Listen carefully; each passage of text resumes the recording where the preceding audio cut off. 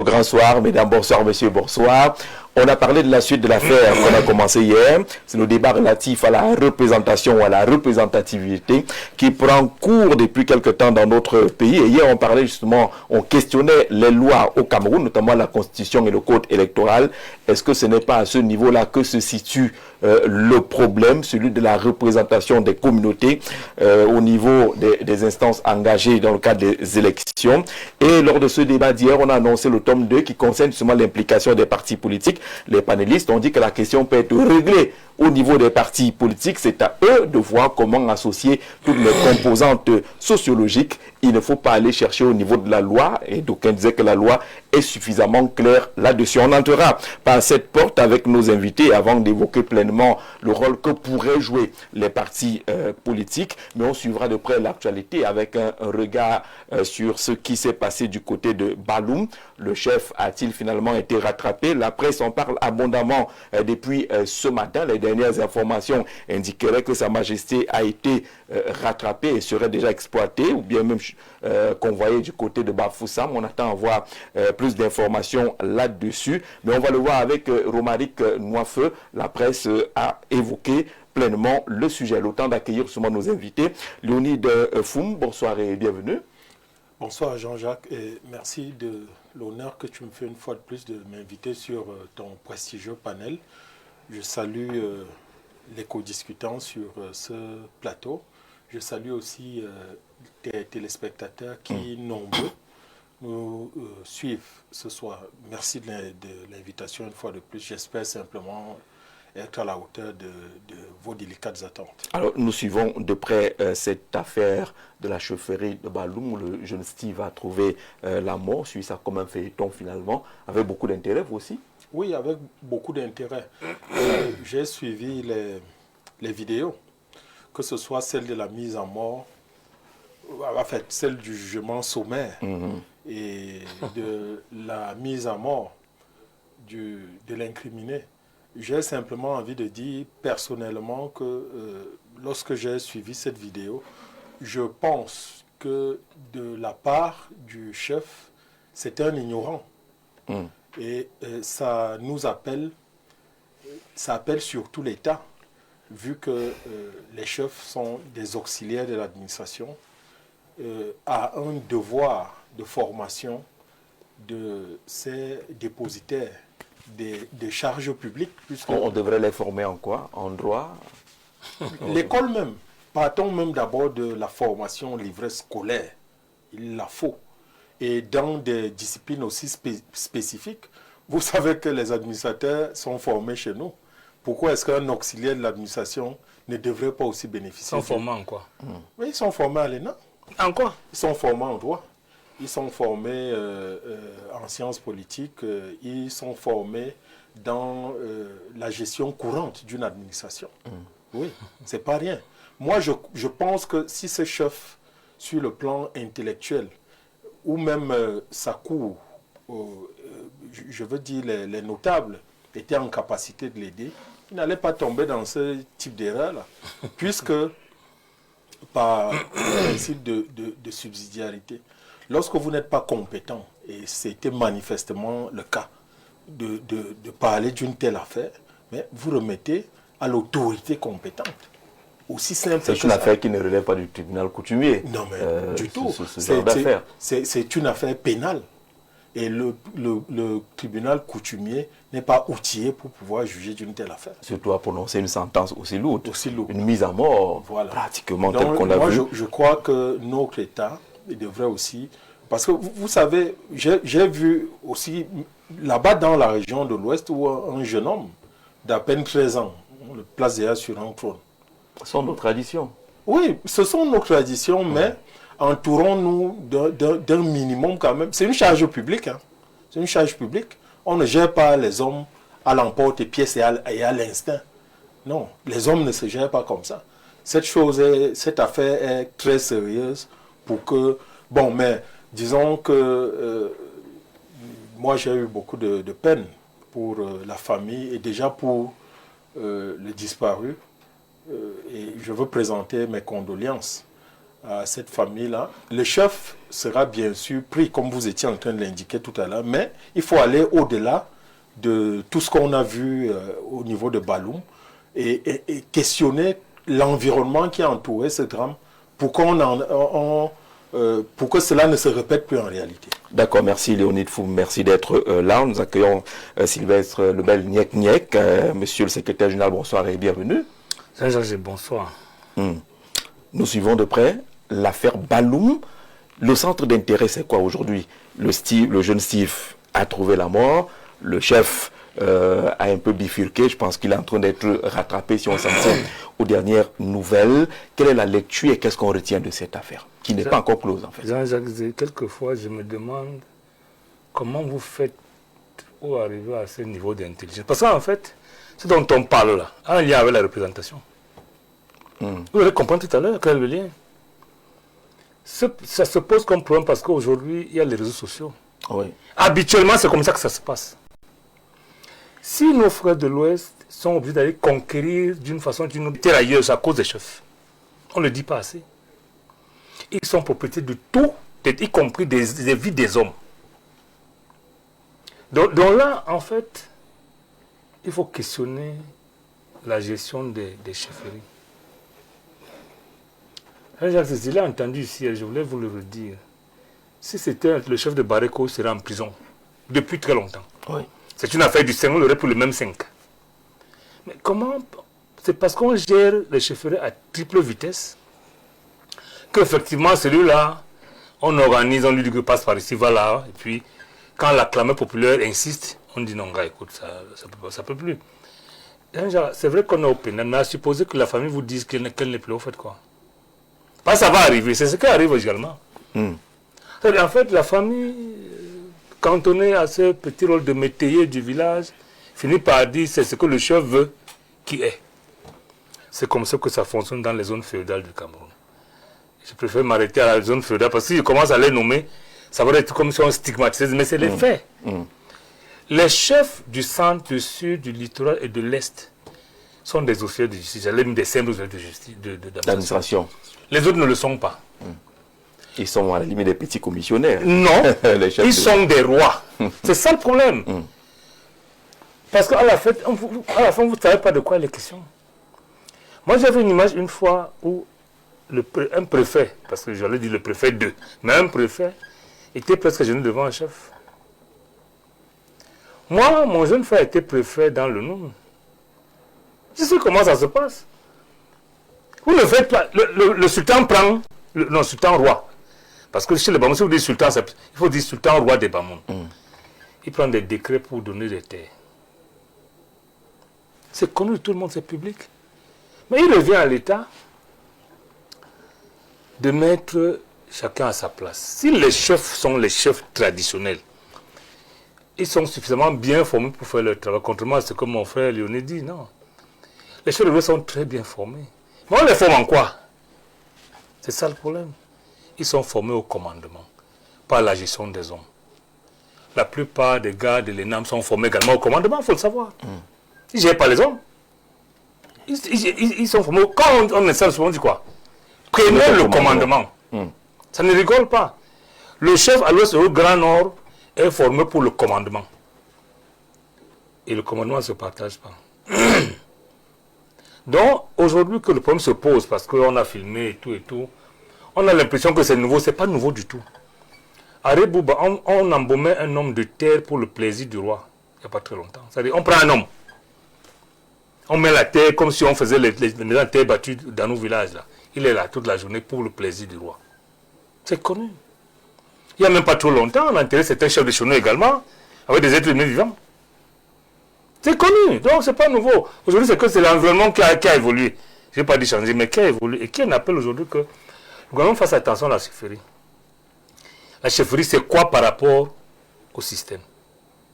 C'est quoi la chefferie? Est-ce que la chefferie sert à être élu? Auquel cas on le ménage. Est-ce que la chefferie est un agent d'administration? Est-ce que la chefferie traditionnelle gère vraiment les affaires publiques? C'est autant de choses, hein? Tant qu'on n'aura pas géré ça, je dis, ce qui est arrivé là, c'est rien par rapport à ce qu'il y a eu avant. Hein? Moi, j'ai des frères et amis de l'Ouest qui vous disent, en off bien entendu, que mon frère, non, tu ne vas me battre avec toi ici sur le point de terre, je n'ai pas de choix. Mon cadavre est plus important chez moi que mon corps, que ma vie. C'est-à-dire que lorsqu'on ramène le cadavre, on finit par l'enterrer. Mais si tu veux avoir le pain de terre, tu risques de faire une procédure assez longue. Donc, à la réalité, je pense que l'État est face à ses multiples responsables, une fois de plus, pour qu'ils nous disent, au sens de la loi, au sens de la gestion des hommes aujourd'hui, qu'est-ce que la chefferie traditionnelle? Parce qu'il s'agit de ça. Est-ce que c'est la même chose à Yaoundé, à Bafoussam, à Douala, à Bétoua, à Ngaoundéré, à Rebouba? Est-ce que c'est la même chose? Si c'est la même chose, là le problème ne se pose plus. On dit, bon, le chef a posé un acte criminel, que la justice s'en saisisse. Mais ce n'est pas le cas, parce qu'il peut arriver, Jean-Jacques, on entend le chef qu'on trouve des moyens. Vous savez, le chef de Balcon a tiré ce nom, non? C'est pas la première fois, donc c'est pas nouveau. Donc moi, je souhaite quand même que, puisque le thème c'est que est-ce que les politiques prennent la solution? Les partis politiques devraient avoir, peut-être pas la solution, mais ils doivent adresser le problème de manière que le gouvernement s'en saisisse pour trouver... D'accord, les solutions. Full Godfred, bonsoir et bienvenue. Bonsoir, M. Jean-Jacques et bonsoir aux co-panélistes. Je crois que je vais entrer de plein pied dans oui, bien entendu. l'affaire de la chefferie. Et je crois que je vais aller en droite ligne avec M. Parfait. Léonie, en parlant de la formation. Parce que c'est nécessaire. C'est nécessaire parce que, vous savez, la chefferie, dans l'ensemble, doit apparaître comme l'ambassade. C'est-à-dire que l'ambassade, lorsqu'on parle de la représentativité, parce que si on rentre dans le texte, dans les affaires de la représentativité, on aura tendance à croire que dans une chefferie ou alors dans un village, on ne doit voir que les gens de ce village-là. Il doit avoir des gens d'autres villages. Et imaginez donc que si celui qui venait de perdre la vie là n'était pas de cette région, on devrait avoir d'autres discours. Mais quand je rentre dans la formation des chefs, parce que ceci doit servir de leçon et ce que nous disons, j'espère bien que ça va être pris en compte. Il apparaît que ce chef ne maîtrise rien en ce qui concerne la procédure. Parce que lorsqu'on parle de la procédure, en matière de procédure pénale, il y a ce qu'on appelle la présomption d'innocence. La présomption d'innocence. Vous pensez qu'il ne maîtrise rien? Justement, et c'est justement pour ça que vous voyez que lui, il est le premier à être incriminé. Même ce n'est pas lui qui, du moins, on présume, n'est-ce pas?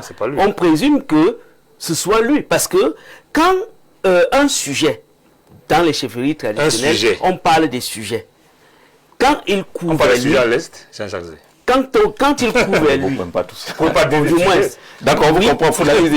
Du moins, quand il vient à la chefferie, quand il vient à la chefferie, c'est qu'il doit trouver une protection. Et cette protection, généralement, même ici, parce que moi, je crois que je fais quand même partie de quelques notables, même si c'est le chef de quartier. Mais qu'est-ce que nous faisons? Lorsqu'il y a des conflits, on s'assoit.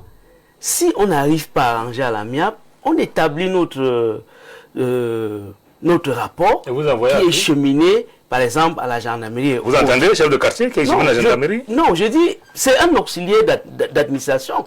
Bon, maintenant, quel est le chef de quartier? Je m'excuse, monsieur le maire, je crois que vous n'êtes pas... C'est un vrai débat. Je vais vous me laisser dérouler.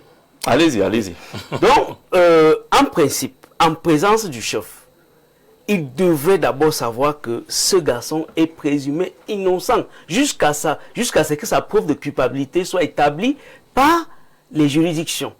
Et il doit le protéger que de le laisser. Parce que déjà la population qui l'amène parce qu'ils sont fâchés et les laisser encore entre les mains.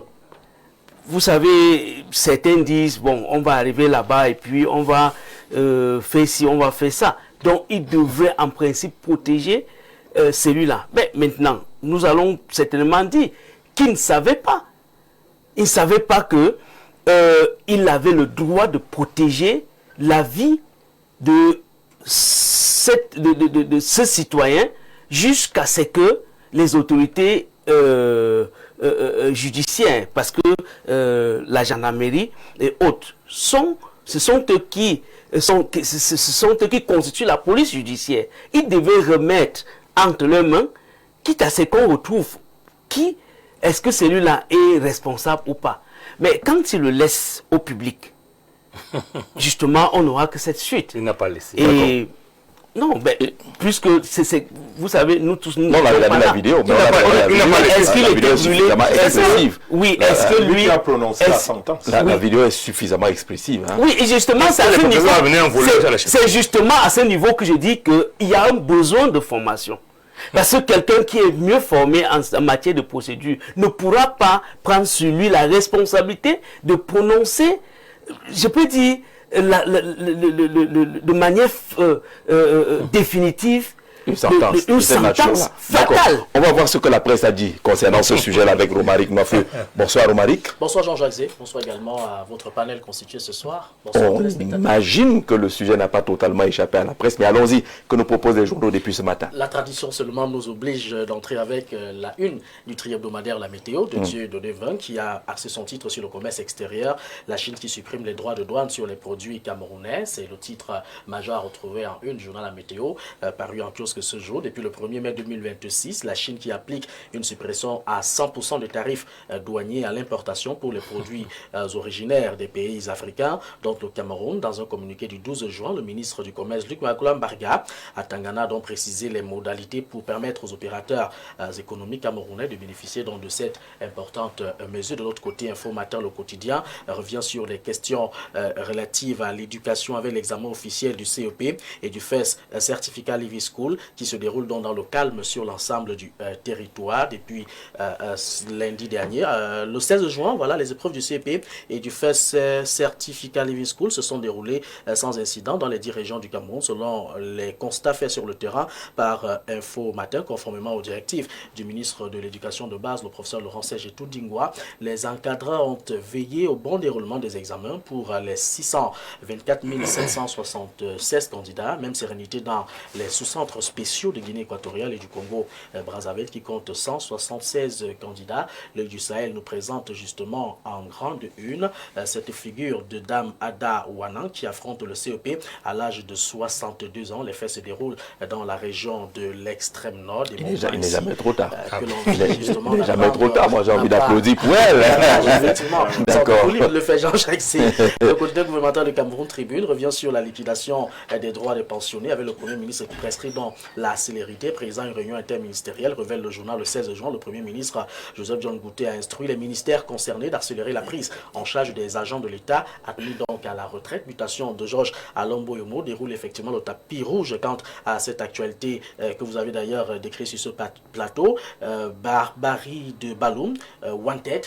C'est la grande une justement du journal Mutation de Georges Alain Boyomo. Il est en fuite depuis le double maître du 5 juin 2026, le chef supérieur de Baloum. Il s'agit de Sa Majesté Charlie Constant Noussipokam et ses acolytes qui sont activement recherchés par la gendarmerie. La nouvelle expression nous conduit effectivement du côté de Penka Michel. Un chef supérieur est activement recherché. Il est accusé d'avoir participé à la séquestration, à la torture et à l'assassinat d'un jeune homme soupçonné de vol dans sa localité. Le chef supérieur du groupement est donc en fuite depuis plusieurs jours et activement recherché par les enquêteurs. Popoli également parle du crime Lonkoukouma de Baloum dans les Sissongo. C'est une interrogation à retrouver en grande une du journal Le Popoli dans sa parution de ce jour. La voix des jeunes d'Ibrahim Miché dans son numéro 1052 parle de cette tragédie avec le chef qui est en fuite après la mort du jeune Steve Achille, brûlé vif dans l'enceinte de la chefferie de Baloum. Le chef traditionnel Noussipokam Charlie Constant, visé par un mandat d'amener, est activement recherché mais reste d'ailleurs introuvable, affirme le journal. Info à chaud revient également sur ce chef supérieur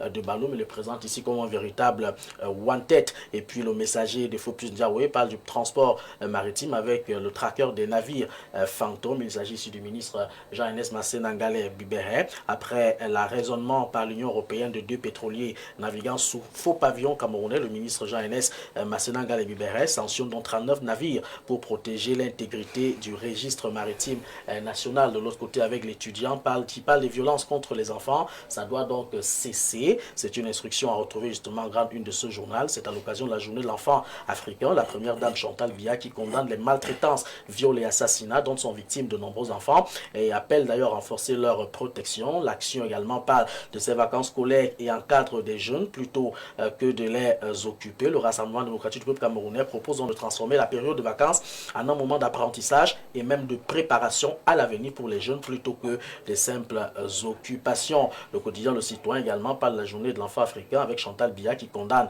les violences. La première dame exprime son indignation face aux violences subies par les enfants, réaffirme son engagement pour leur protection et appelle à une mobilisation accrue pour, n'est-ce pas, garantir leurs droits et leur bien-être. Radar Info revient avec cette actualité, mais cette fois-ci au cœur de la Commission des droits de l'homme du Cameroun qui a organisé au Mont Fébé à Yaoundé une célébration sur le thème de l'accès à l'eau, l'assainissement et l'hygiène. L'événement a réuni diplomates, sénateurs et artistes pour redonner justement la parole à ces enfants. La lanterne parle justement de l'eau et l'hygiène au cœur de l'engagement pour les enfants du côté de l'Holodof. À l'occasion de la célébration de cette journée consacrée à l'enfant africain, l'Holodof a organisé donc une cérémonie qui était axée sur le droit des enfants à l'eau, à l'assainissement et surtout à l'hygiène. L'événement a été présidé par la conseillère municipale Madame Guélé Lucie Marie et le chef du centre social Bouedila Simon Lemuel. Ils ont d'ailleurs mis l'accent sur la protection et surtout sur le bien-être des plus jeunes. La riposte effectivement revient sur la Camboite qui harcelait ses chantiers pour mieux desservir les populations en eau potable. C'est donc relativement à ces multiples travaux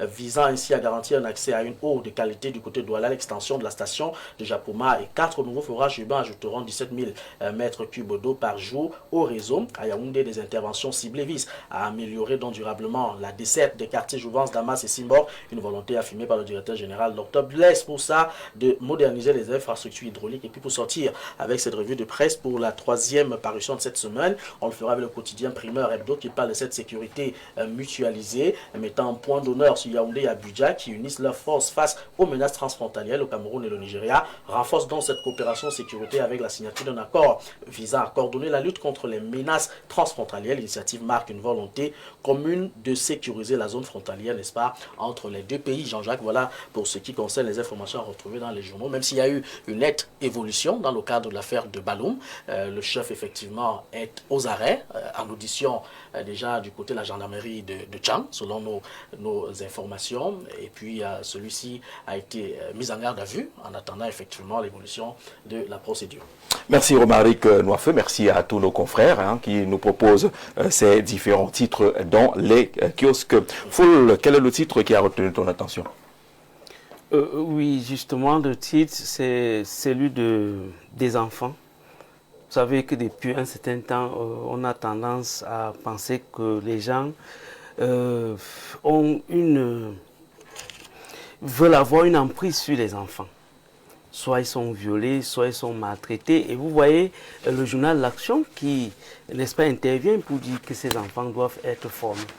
Nous rappelons que L'Action, c'est le journal du comité central du RDPC qui se préoccupe de la situation des enfants. La situation des enfants. D'accord. Ces enfants, voilà les vacances qui sont arrivées, que de les envoyer vendre en route avec tous les risques que cela comporte. On aurait dû, n'est-ce pas, changer la posture, à les former dans des petits métiers. Pour ceux qui sont dans les maisons, ils peuvent les apprendre à préparer, ils peuvent apprendre à faire du ménage, et ainsi de suite.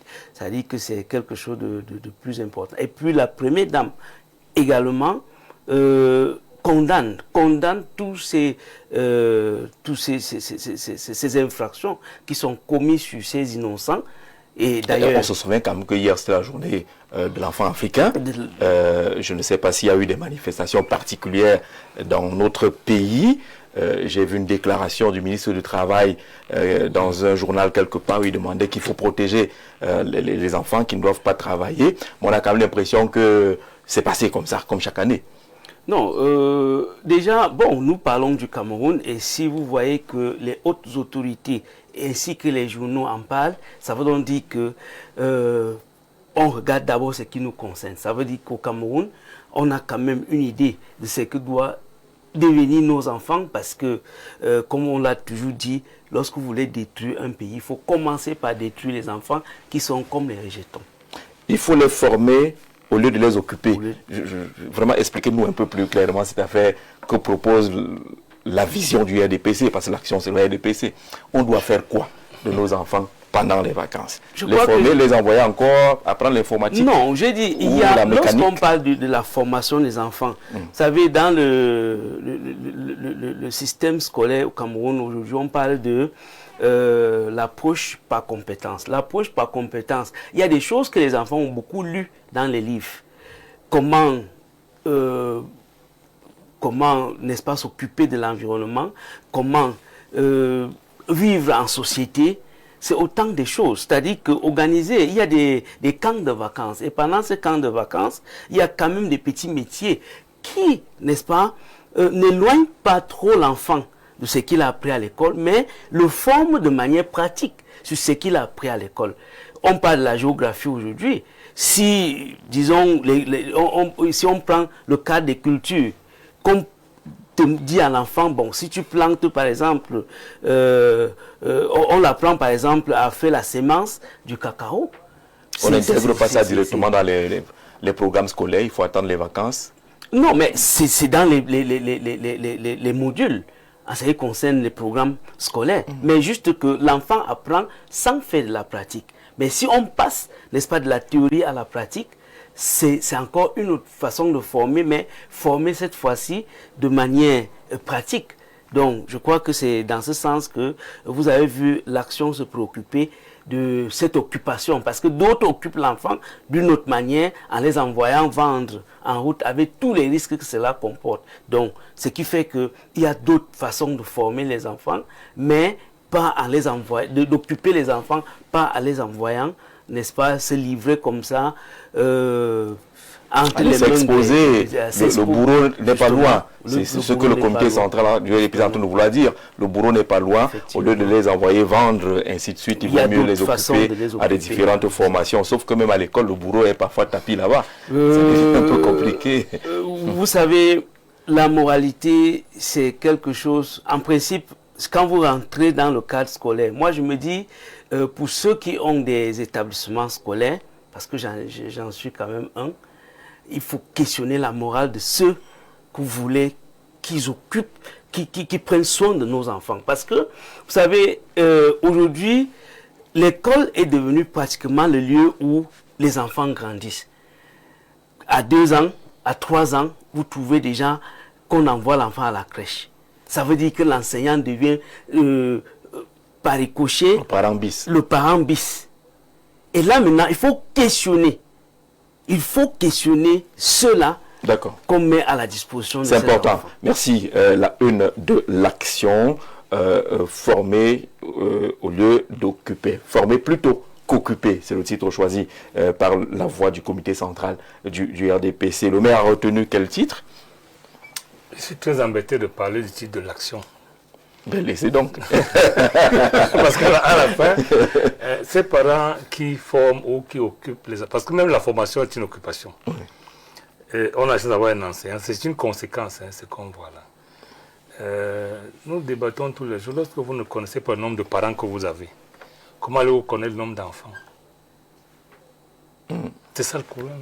Donc, il s'agit de la mise en place des politiques publiques qui puissent permettre que l'enfant aille à l'école en toute sécurité. Et pendant les vacances, pour un certain genre d'enfants qui jouent, vraiment. Parce que ça passe du repos du cerveau pour que la rentrée... Mais si l'enfant doit faire l'école normalement et refaire une autre école pendant les vacances, il y a un souci. La formation est une école. Mais aujourd'hui, les parents qui occupent les enfants à autre chose. Est-ce que c'est un choix délibéré? Jean-Jacques, je ne veux pas débattre de ça, mais il me semble que quelques parents n'ont pas de choix que de le faire. La principale raison, lorsqu'on va à la rencontre de ses parents, c'est qu'il faut bien trouver des moyens pour préparer la rentrée. Les efforts de l'enfant sont associés pour que la famille puisse avoir quelque chose qui va servir à l'enfant à la rentrée. Lorsque les parents cotisent pour que l'enfant prenne la mer, c'est la même chose, Jean-Jacques. C'est un dilemme, c'est-à-dire, vous mettez l'enfant dans un circuit où il peut mourir, mais lorsqu'il réussit quand même, ça soulage la famille. Donc, c'est très difficile à gérer. C'est pour ça que je ne veux pas m'occuper de ça. Je veux m'occuper du chef qui aurait été rattrapé. Tant mieux. Mais je vous ai dit... On voit quand même que les journaux ont affiché tout un chef, comme dans le Texas, Wanted. Le chef est recherché. C'est un peu embêtant. Je voudrais vous dire que ce titre ne m'intéresse pas, mais j'en parle parce que c'est trop fort. on dit un chef supérieur. Parce que la difficulté, je vous ai dit qu'il faut que l'État dise qui est chef. Chef supérieur, ça veut dire quoi? Il est chef de 3e degré d'un village, ou chef de 2e degré, donc chef d'un canton, un ensemble de villages, ou chef supérieur d'un ensemble de cantons. On ne sait pas. Apparemment, dans certaines zones, tout le monde est chef supérieur. Et ça fait problème. Donc je dis aujourd'hui, ce chef qui a été rattrapé n'aurait même pas pu se déplacer. Parce qu'on ne sait pas comment ça peut se passer. Et que quelqu'un soit libre de ses mouvements. Parce que lui, ce n'est pas des soupçons. Il a parlé. La vidéo est claire. L'enfant suppliant, appelé mes parents, le chef a tablé. Maintenant, les gens qu'il faut former, ce n'est pas le chef. Parce que tous les chefs de l'Ouest sortent du lac. Du Lakam. Ils sont formés. C'est ce que quelqu'un dit. Ils sont très bien formés. En 1-2 secondes. Bonsoir Voilà. Jean-Jacques, bonsoir à ton panel. Contrairement à ce qu'un de vos panélistes dit au sujet de la formation des chefs, il se trompe. Les chefs sont formés à la gestion du pouvoir temporel et spirituel pendant qu'il est au Lakam. Absolument. Ce monsieur en tenue orange peut-il nous dire que le feu chef de Balikumbat, ancien député, faisait différemment? Non. Très souvent, dans certaines chefferies des Grassfields nord-ouest et ouest, ainsi que certains lamidas du septentrion, ils ont le pouvoir de vie ou de mort sur leur sujet. Ça aussi, c'est connu au Cameroun. Il faut simplement condamner avec la dernière énergie cette barbarie, car nous sommes en République Alistalom depuis Yaoundé. Là, c'est pour accompagner ce que vous dites. Tout à fait. Donc, il ne s'agit pas de la formation. Les filles sont très bien formées. Le Lakam est très sérieux. Il faut le respecter. Mais en réalité, ce n'est pas le problème des chefs. C'est comment on les gère. Jean-Jacques, un chef peut être convoqué par un sous-préfet à l'Ouest. C'est très difficile. Très difficile, hein? Donc c'est ça, on a laissé l'impression que les chefs de certaines zones sont différents. Ils ne sont pas de simples auxiliaires d'administration. C'est ça le problème. Il ne s'agit pas de la formation. Ils sont même mieux formés que nos chefs. Parce que nos chefs, dans le centre, le sud, l'est, on les rattrape souvent. Koukouma ne fait pas ça. Il ne part pas là-bas. Ne boit pas ici. Le lac en prend le temps de former, effectivement. Nous, c'est les hommes qui sont formés, parce que c'est un cercle initiatique, et les bombes qui sont formés. Mais nos chefs, ce n'est pas le cas. Donc, le problème qui se pose ici, c'est l'État qu'il faut faire attention. Aujourd'hui, que c'est mis dehors, c'est ça le problème. Maintenant, le RDPC, qui gère le pouvoir aujourd'hui, doit se rendre compte que on a tellement flatté les chefs de certaines régions. Il faut le dire clairement, hein, il faut casser la baraque là. Ils se sont cru tout permis. Parce que le chef peut avoir un bureau de vote dans sa maison, on vote ce qu'il dit. Après, comment vous allez le gérer? Ce n'est plus un chef ordinaire. Dans votre village, vous ne pouvez pas laisser le chef avoir le bureau dans sa maison. À l'ouest, vous ne pouvez pas l'interdire. Vous ne pouvez pas ça dire, même si un enfant de l'ouest veut bien faire, la chefferie est une camisole de force. Et c'est ça qu'il faut régler comme problème aujourd'hui. Le chef qui a fait tuer ou qui a tué, c'est pas... Enfin, ce n'est plus ça le problème parce que c'est arrivé. Pour que ça n'arrive plus demain, il faut dire au chef qu'il n'a pas le droit de vie et de mort sur les hommes qui ne sont pas des sujets. Parce que c'est lui dit, hein, lorsque les sujets viennent à la Chine, ce n'est pas les sujets. Hein. Même Paul Bénin ne nous appelle pas sujets. Vous imaginez ça? Paul nous appelle des citoyens. Un chef du village nous appelle ce sujet. Donc il faut régler ce problème. La presse a joué son rôle en rendant la fête de manière que on soit obligé. Moi, je voudrais remercier la presse là-dessus. Il faut le faire clairement. Hein. Lorsqu'elle fait très bien, il faut le dire. La presse a joué un rôle primordial pour que ça me soit. Parce que la presse était tue. Il n'y aurait rien eu. D'accord. Léonie Foum, quel sujet développé par la presse? Quel titre? Alors, moi, j'ai regardé avec beaucoup de curiosité. Je crois que c'était le Messager qui nous a appris qu'il y a des navires à travers le monde qui battent fantômes, qui battent pavillon. Oui. Et l'affaire là, moi ça me dépasse. Non, je vous jure, ça me dépasse. Parce qu'il fut une époque, on avait quand même une société, je crois que c'était la Kamship. Et le Cameroun, justement, se targuait d'avoir des bateaux. On avait une compagnie de navigation. Oui, toute une compagnie. Maritime. Oui, mais voilà qu'on n'a rien qui puisse aujourd'hui ressembler à un tel déploiement. Mais on apprend que certains bateaux sont saisis à travers le monde entier et qui battent pavillon Cameroun. Mais mieux, ils sont dans l'illégalité. Oui. Oui, bon, alors, qui donne ces autorisations qui permet à des navires de battre pavillon camerounais et surtout comment est-ce que on contrôle tout ça. Ça c'est très important.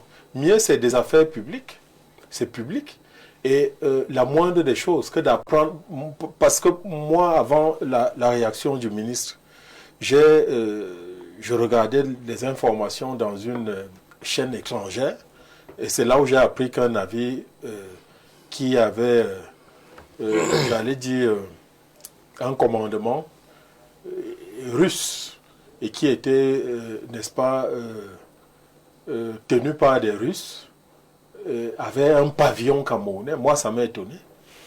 Ça m'a terriblement étonné. Comment est-ce qu'on peut gérer des affaires publiques de la sorte? Le Cameroun n'est pas au courant.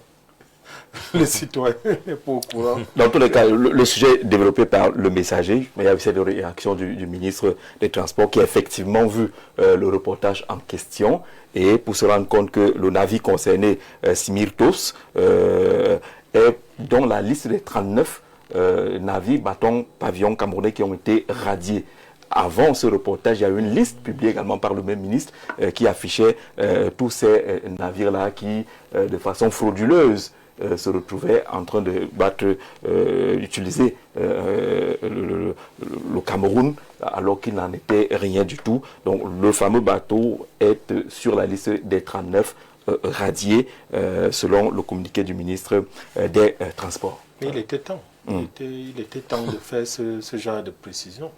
Parce que lorsque l'État donne son sceau à un opérateur et qui se retrouve dans des trafics, c'est l'État aussi qui en prend absolument la crédibilité. Puisque quand on regarde ce reportage, le chapeau tel qu'introduit par la présentatrice du journal parle du Cameroun en des termes justement de quelque chose de voyou, de pas bien du tout.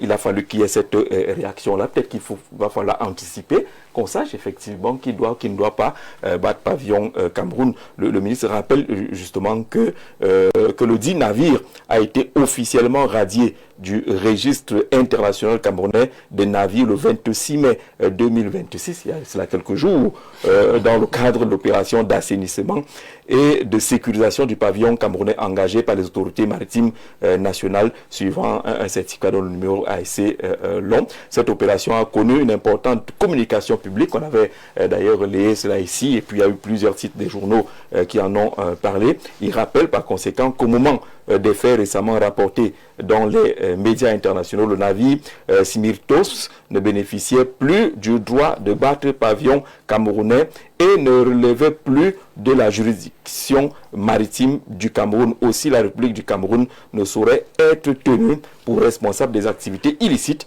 menées par ce navire ayant obtenu ou utilisé des documents et déclarations frauduleuses. C'est pour cela que le messager a parlé du tracker des navires fantômes. Merci pour ce tour dans la presse. Merci à Romaric et merci à tous les directeurs de publication. Parlons justement de la thématique de ce soir, qui est la suite de l'affaire qu'on a évoquée hier. Pour ne pas avoir des problèmes avec nos téléspectateurs, on va rapidement lire un ou deux messages. Bonsoir ton riche panel, j'apprécie la pertinence de mon père Niek, surtout lorsqu'il pose la problématique de la gestion des chefferies. C'est de la part de Man Babimbi. Il pense qu'il justement y a une problématique sérieuse des chefferies.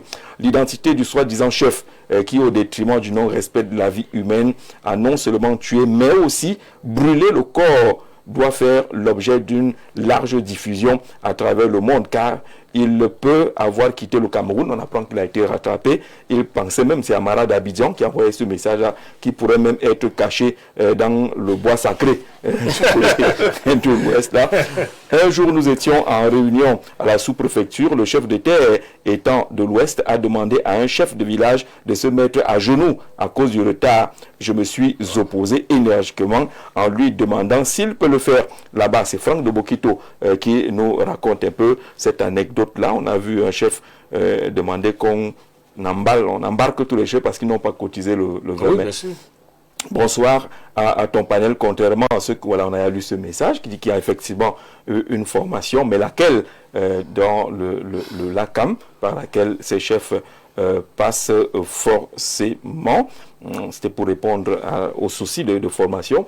Non, mais ce n'est pas pour annuler ce que vous avez dit. Oui, moi, il n'a pas totalement compris. Il ne m'a pas compris. La République est au-dessus de la chefferie. Et la plupart de ces chefs traditionnels-là n'en savent rien. Et ça, c'est une faute. C'est la raison pour laquelle je dis qu'il faut les former. Et s'il n'y a pas une école spécialisée, on peut tout au moins, à travers un test, savoir s'ils savent ce que c'est que la République et où est-ce que leur pouvoir s'arrête. Parce que dites-vous aussi bien que les textes qui encadrent la chefferie traditionnelle au Cameroun sont suffisamment clairs pour indiquer les limites. Si un chef ne connaît pas la limite de son pouvoir, c'est qu'il est ignorant. Il est ignorant. Ou bien il n'est pas en capacité de pouvoir comprendre ces choses-là. Et il n'a pas lieu d'être chef. Il y a des chefs qui se comportent comme des monarques. Oui, d'ailleurs, on les appelle ils sont ainsi. des monarques. On les appelle ainsi. Oui, bon. Qui décident du droit de vie ou de C'est un mort. problème de formation. Oui, C'est comment on les gère. Oui, Non, mais moi, sur je cette dis- affaire de formation. Oui, justement, je voulais faire une précision ici, parce que lorsque je parlais des sujets, et c'est justement à ce niveau que ces chefs confondent l'ancien système, où Ok. on parlait, n'est-ce pas, des sujets. Et là, c'était Quel un système système dictatorial, où on croyait que le chef était tout permis, et qu'aujourd'hui, on est passé à un système où on n'a plus... Le chef est là pour sauvegarder les vies. Et il doit être formé en ce qui concerne les procédures. Et lorsque je parle des procédures, lui, il a en face un autre citoyen comme lui. Sauf que la communauté l'a choisi comme chef. Mais ça ne voudrait plus dire qu'il peut se permettre, n'est-ce pas, de prendre des décisions comme s'il avait la vie des gens. Et même lorsque vous êtes poursuivi, certains disent, je ne parlerai pas tant que mon avocat ne soit présent. Et vous êtes obligé de l'informer. Pourquoi est-ce que Et toutes ces choses-là, ce sont les autorités judiciaires qui le font. Ce n'est pas le chef qui décide de la vie. Et c'est cette confusion qui règne encore, où les gens pensent que parce que je suis chef, tous ceux qui sont sous mes ordres sont mes sujets et je peux décider de leur vie ou de leur mort. Ça, c'est dans ce sens que je parlais des sujets.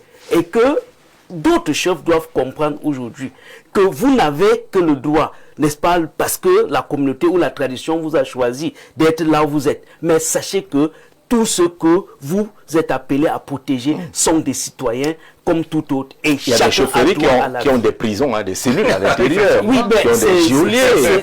ce sont des abus. Là, ce sont des abus. Mais elles sont connues, ces chefferies-là. Bon, franchement, moi, j'ai dit, c'est l'occasion pour qu'on en parle. Oui. Pour que les gens cessent, n'est-ce pas, de penser que dans l'ancien temps où on parlait des sujets, je reviens, Oui. tous sont des citoyens. Et en tant que citoyen, on a droit à la vie, on doit respecter ses droits et devoirs citoyens. Un chef n'a pas 3 bulletins de vote, il a un seul bulletin. Et lorsqu'il faut décider des affaires de la nation, chacun intervient à son niveau. Et ce jeune qui vient de perdre la vie, c'est toute une famille qui souffre. Bonsoir Jean-Jacques, quel barbarie sauvagerie de la part du monarque de Baloum à banaliser la vie de ses sujets. On est encore là, monarque, sujet. Nous sommes un état de droit, même comme certaines situations judiciaires se font à géométrie variable pour que certains individus ayant subi des agressions du fait de l'impunité en arrivent à perdre le nord pour la justice populaire. Massok Thomas, merci pour cette contribution. J'ai vu celle de Benoît Feudieu. Oh là là, il allait chercher loin dans les textes là.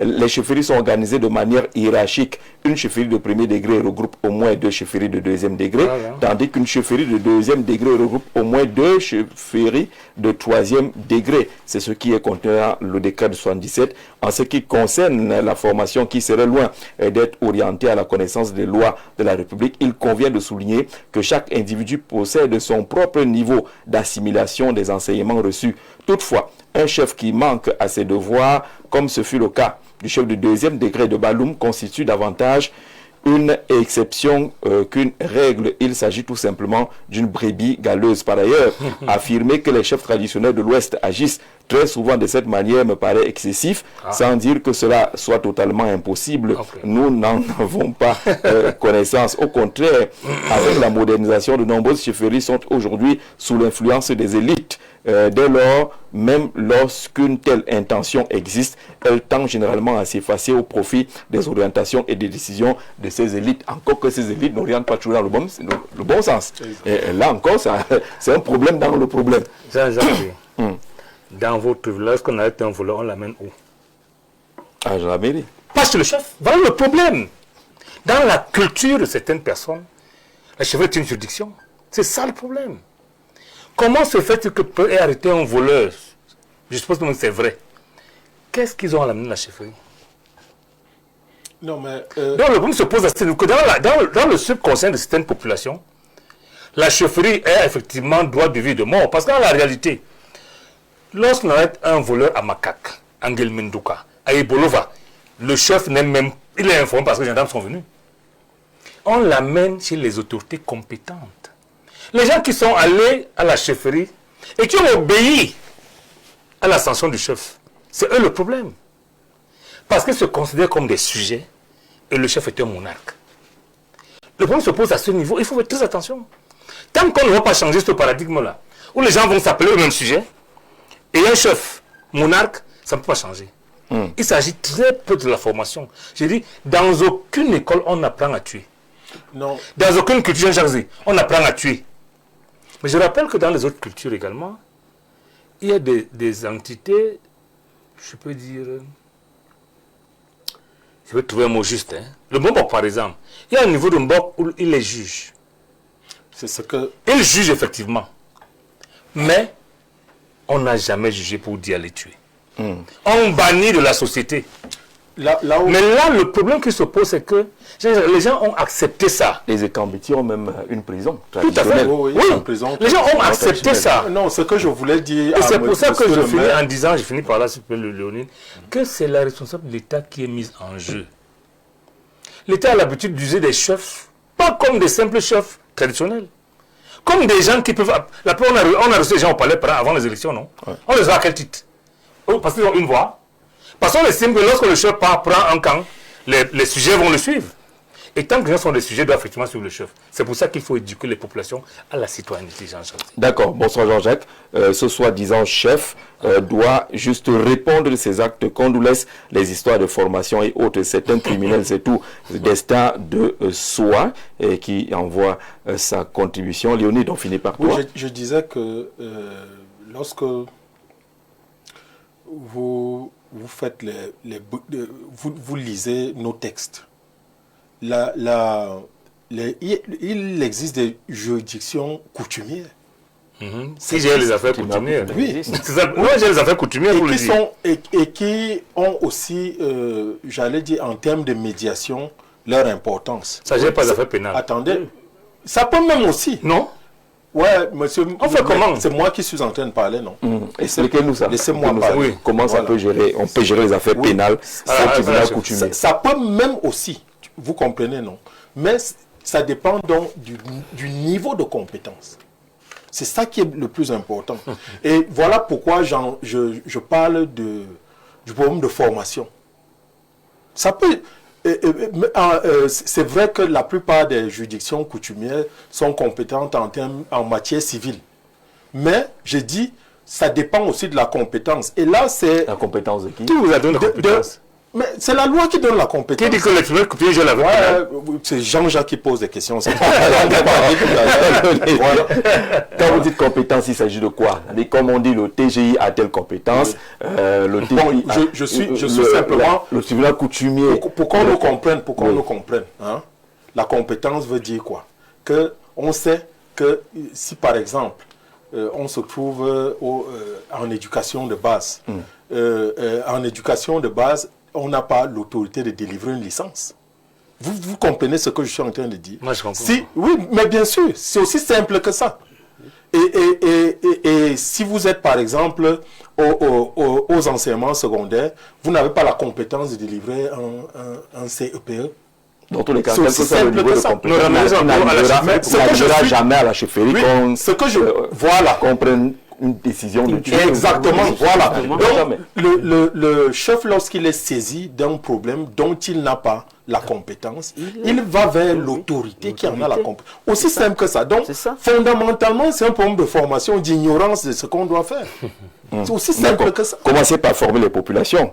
elle, le qui problème. doit faire quoi? Qui doit intervenir? Où On voit qui, dans quel cas. C'est ça le D'accord. problème. Monsieur Jean-Jacques Zé, je suis très souvent scandalisé sur l'indignation à géométrie variable de certains hommes politiques. Dire qu'un chef ne savait pas, point de suspension, pour justifier des actes inhumains. Waouh, Ce n'est pas c'est grave justifié, ça. c'est un constat qu'on Bonne, fait. bonne émission. On constate que c'est comme ça. Il faut apprendre Ce n'est pas une justification. il faut leur apprendre à respecter la vie humaine. On a besoin d'une école. Vraiment. Justement, Le chef a son fils, a dit que Il a des son femmes. fer de lance. Il a des enfants. oui, Jean-Jacques, Faire tuer son fer de lance Jean-Jacques, de cette manière-là. on a besoin d'une culture, on a besoin, puisque ça ne vient pas. Vous savez, en philosophie, on oppose comment on dit ça, la barbarie à la civilisation. Vous comprenez? Quand vous n'êtes pas allé vous civiliser à travers un processus d'éducation, vous êtes primaire, vous êtes primitif.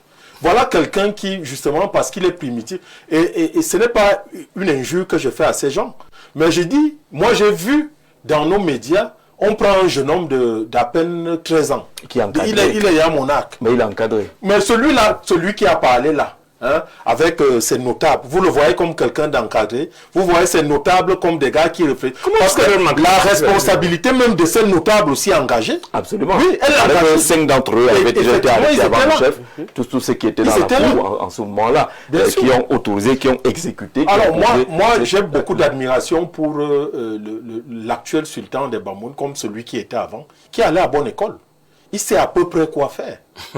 Tout comme On n'entrera pas dans les détails. On n'entrera pas dans les détails parce que si on ouvre la ligne là tout à l'heure, on va apprendre également mille et une choses. Dans tous les cas, la vie humaine, elle est sacrée, qu'on soit chef ou pas.